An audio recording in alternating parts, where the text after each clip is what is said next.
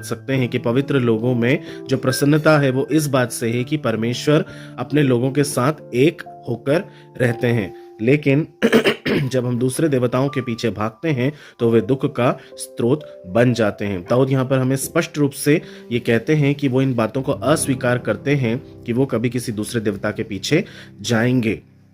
वो अपने विश्वास से और परमेश्वर पर भरोसा रखने से कोई समझौता नहीं करेंगे। और हम ये जानते हैं कि हव्वा ने भी ऐसा ही किया था।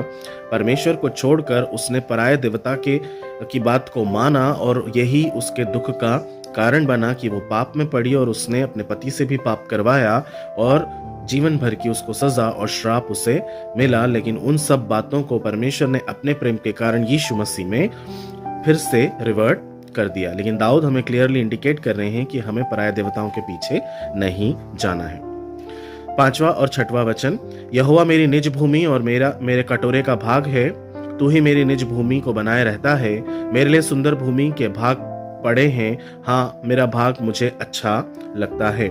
यहाँ पर दाऊद जो है विरासत और उसमें होने वाले संतोष की बात कर रहे हैं। क्या कह रहे हैं वो? यहोवा मेरी निज भूमि, यह पुराने नियम की भूमि विरासत की याद दिलाता है, लेकिन आध्यात्मिक रूप से परमेश्वर खुद अपने आप में हमारी विरासत है। दाऊद कहते हैं मेरा भाग मुझे अच्छा लगता है। संतोष की कुंजी चाहे कितनी भी मिले, कुछ भी हो, लेकिन यहोवा हमारा भाग है। यह हमें सिखाता है कि सच्ची संपत्ति परमेश्वर के द्वारा दी गई आशीष नहीं, पर स्वयं परमेश्वर ही है। ना हम किसी दुनिया की चीज़ों में उस शांति को, उस खुशी को पा सकते हैं, ना ही हम आराम में इसको पा सकते हैं। हम केवल परमेश्वर में ही अपनी सच्ची संपत्ति को पा सकते हैं। परमेश्वर हमारी विरासत है मेरे प्रियो। दुनिया की दौलत परमेश्वर के आगे फीकी पड़ जाती है। हमारा परमेश्वर ही हमारा अनंत खजाना है। फिर आते हैं हम 7वीं और 8वीं बात पर, जहां लिखा है, मैं यहोवा को धन्य कहता हूँ जिसने मुझे सम्मति दी है। रात को मेरा अंतःकरण भी मुझे शिक्षा देता है। मैंने यहोवा को निरंतर अपने सन्मुख रखा है, इसलिए कि वह मेरे दाहिने है, मैं कभी न टलूंगा।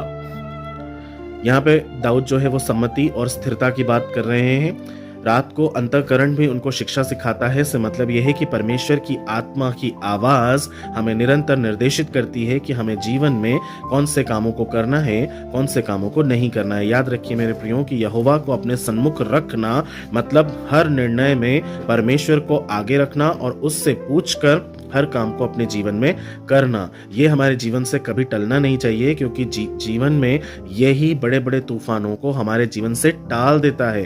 यदि हम परमेश्वर से पहले बात करके पूछेंगे तो परमेश्वर हमें सही सही